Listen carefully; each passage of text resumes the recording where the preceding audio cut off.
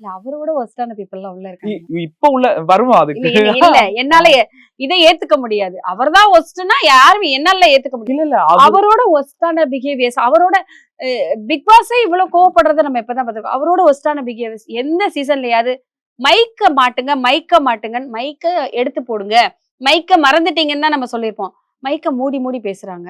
அதுமே நேத்து big pass வந்து கமருதீனையும் பார்வதியும் திட்டிட்டாரு. எனக்கு என்னன்னா அது வந்து 24/7 திவாகர் ஒண்ணும் மைக்க மறைச்சிட்டு கேமராவை மறந்துட்டுலாம் எதுவுமே பண்ணலையே. கேமரா முன்னாடிதான் பண்ணாரு. ஒரு விஷயம் மைக்க வச்சுட்டு தான் ஒரு பண்ணாரு. விஷயம் திவாகர் கிட்ட பாராட்டப்பட வேண்டிய விஷயம் என்ன அப்படின்னா, அவர் வந்து அவராவே இருந்தாரு. அவ்வளவுதான். அவர் வந்து என்ன நான் வந்து தப்பானவனா, நான் அதுல நடிக்க மாட்டேன், நான் ரொம்ப புனிதமானவ. இப்ப பார்வதி சில இடங்கள்ல வந்து தனக்கு தேவைன்னா வந்து ஒரு இடங்கள்ல வந்து பெண்ணியம் பேசக்கூடிய ஒரு நபரா பார்க்கலாம்.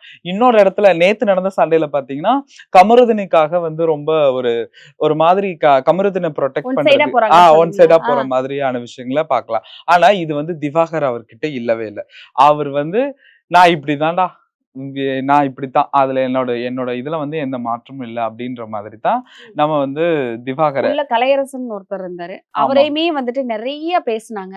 அவரோட இங்க இருக்கவங்க எல்லாம் நல்லவங்களா? என்னோட கேள்வி அதுதான். அவர் அப்படி அவர் இப்படி அவரெல்லாம் எதுக்குள்ள வரலான்னு கேட்டாங்க. அவரு வெளியே போயிட்டாரு. Okay fine. அவரோட இப்ப இங்க உள்ள இருக்கிறவங்க எல்லாம் ரொம்ப நாணயமா நல்லபடியா நிறைய விஷயங்கள் பிக் பாஸ் சொல்ற மாதிரி அவங்க இருக்கும்போது பிக் பாஸ் வந்து இவ்வளவு தூரம் கத்தலையே. நீங்க அதுதான் எனக்கு என்ன புரியல அப்படின்னா, நான் இங்க யாருக்குமே ஃபேவரா சொல்ல. என்னன்னா 8 சீசன் வரைக்கும் ஃபர்ஸ்ட் ஒரு 20-30 டேஸ்லயே வந்து இவங்க டாப் 5 வருவாங்க, இவங்க டாப் 10 வருவாங்கன்றத வந்து நம்மளால ப்ரெடிக்ஷன் பண்ண முடியும். ஆனா இந்த சீசன்ல சரி நானே உங்களை கேக்குறேன், யாரு டாப் 5 வருவாங்க? யாருக்குமே கொடுக்க கூடாது. இந்த சீசனை நேத்து பிக் பாஸ் டென்ஷன் பண்ணி பிக் பாஸ் கத்துனதுல நான் சொல்றேன், அப்படியே எல்லாத்தையும் வீட்டுக்கு அனுப்பிச்சுட்டா மக்கள் எல்லாருமே எனக்கு தெரிஞ்சு விஜய் டிவிக்கு சப்போர்ட் பண்ணுவாங்க அப்படின்னு நான் நினைக்கிறேன்.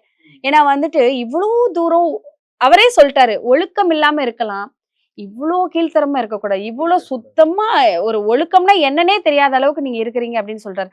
மைக்க மறைச்சு பேசுறதுல இருந்து நிறைய விஷயங்கள் ராங்காவே போயிட்டு இருக்கு. அது எப்படி எனக்கு சொல்றதுன்னு கூட தெரியல.